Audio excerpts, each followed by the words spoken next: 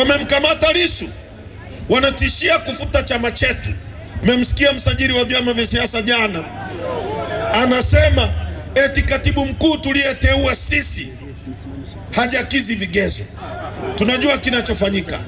Kuna watu waliokuwa miongoni mwetu wamegeuka kuwa nyoka, wanatumiwa na serikali, wanahongwa, wanaandika vitu kwenda serikalini ili serikali itufutie chama. Sasa sikilizeni niwaambie, msajili wa vyama vya siasa, huwezi kuiteulia Chadema nani awe katibu mkuu wa chama chetu. Kama kuna mtu ana malalamiko, hata nyie viongozi wa kata, uchaguzi kwenye kata ukiharibiwa mnafanyaje?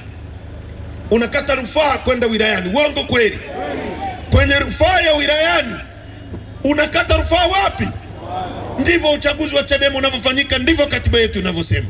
Kama kuna mtu ana malalamiko kwamba baraza kuu halikuwa sahihi, akate rufaa kwenye mkutano mkuu, sio kwa msajili.